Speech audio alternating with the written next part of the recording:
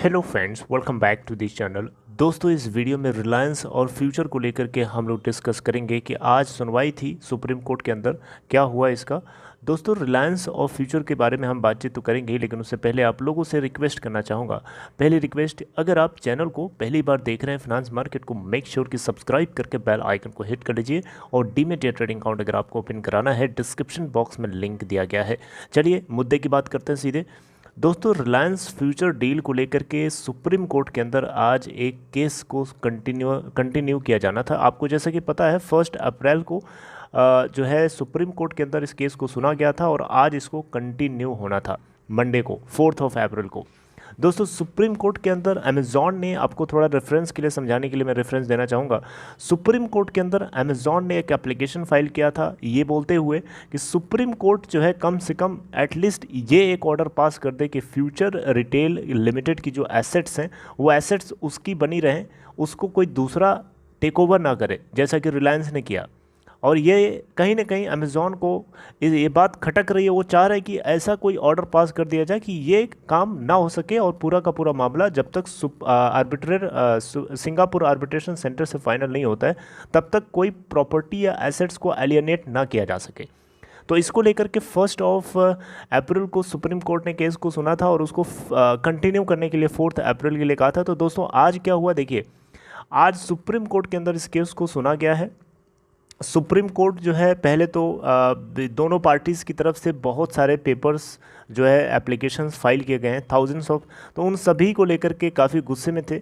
यहाँ पे आप देख सकते हो सुप्रीम कोर्ट के अंदर जो चीफ जस्टिस ऑफ इंडिया, इन लोगों ने डांटा भी कि इतना सारा पेपर्स आप जमा कर रहे हो, अगर कोई फाइंडिंग्स हम दे भी देते हैं तब भी आप दोनों में से किसी केस को हैम्पर कर सकता है।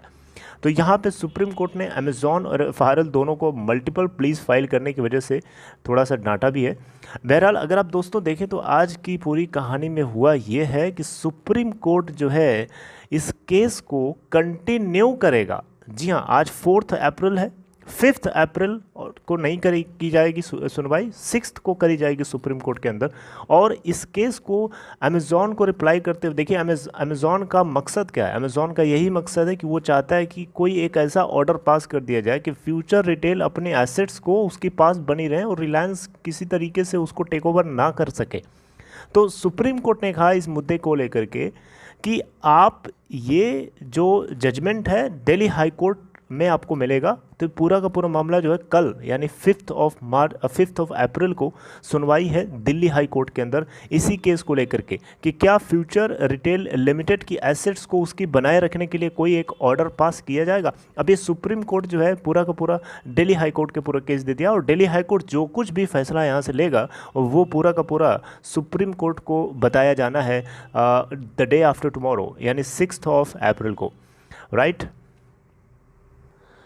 अब आप यहाँ खुद देख लीजिए, जस्टिस हेमा कोहली की तरफ से कहा गया कि 2000 प्लस पेजेस आपके जो एप्लीकेशंस लगाए गए हैं, इसमें 2000 प्लस पेजेस, बताइए इतना कौन, ये एक ओवरबर्डन नहीं है तो क्या है फिर। तो दोस्तों, यहाँ पे थोड़ा सा इन दोनों लोगों को डांट पड़ी इस चीज़ को लेकर के। हालांकि अगर आप देखें यहाँ पे तो गोपाल सुब्रमण्यम जो कि अमेज़ॉन के एडवोकेट हैं, अमेज़ॉन के लिए ये बोल रहे थे। इनका ये बोलना है कि फ्यूचर रिटेल लिमिटेड ये बोल रहा है कि इनके पास पैसे नहीं थे रेंट लीज अमाउंट पे करने के लिए, और ये बात तो इन्होंने कभी बताई नहीं, ये खुद कह रहे हैं। आप देखिए यहाँ पे mister Gopal Subramanium, senior advocate Gopal Subramanium appearing for Amazon said Everments are giving details of all proceedings. He added that FRL never said that it is not in position to pay rents. Even on Feb 15th, FRL has paid $15 million to the bondholders. यानी यहाँ पे ये बोलना है इनका, गोपाल सुब्रमण्यम जी का, Amazon का ये बोलना है कि फ्यूचर रिटेल के पास कभी पैसा नहीं था, वो ये बात बताया नहीं।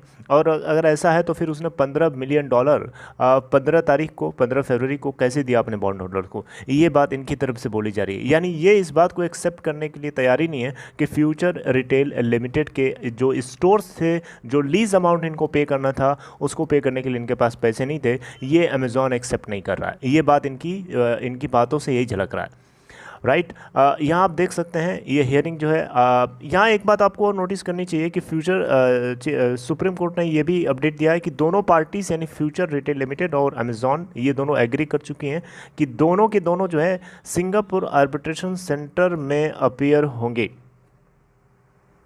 यहाँ पे दोस्तों चीफ जस्टिस रमना ने जो है अमेज़ॉन को स्कोल्ड करते हुए, डांटते हुए कहा कि आपकी जो प्रायोरिटी है हर दिन बदल रही है। जब एसेट्स को टेक ओवर कर लिया गया है तब आपकी प्रॉब्लम आ गई, उससे पहले आपकी प्रॉब्लम नहीं थी। अब बहुत ज़्यादा अर्जेंसी है, जब टेक ओवर हो गई है एसेट्स को तब आपकी अर्जेंसी हो गई है। तो इस केस को लिस्ट किया गया है कल के दिन यानी ट्यूसडे को सुनने के लिए दिल्ली हाई कोर्ट के अंदर, और जो कुछ होगा उसको आगे सुप्रीम कोर्ट तक बताया जाएगा। बहरहाल इन दोनों कंपनीज़ को एक मेमो फाइल करने के लिए डायरेक्ट किया है सुप्रीम कोर्ट ने। मेमो मतलब होता है दोस्तों कि शॉर्ट जो है ब्रीफ नोट्स के रूप में जो है दोनों पार्टीज़ को फाइल करना है। कल का दिन इनके लिए है, मेमो टुमारो फाइल करना है। और इसको लेकर के आगे जो है यहाँ पे एक चीज़ और नोटिस करनी चाहिए कि जो ट्रिब्यूनल है उसके अंदर जो भी प्रोसीडिंग्स चल रही हैं उसको सुप्रीम कोर्ट ने कहा है कंटिन्यू करने के लिए, लेकिन थोड़ा सा प्रोसीडिंग्स जल्दी करने के लिए कहा है उन्होंने।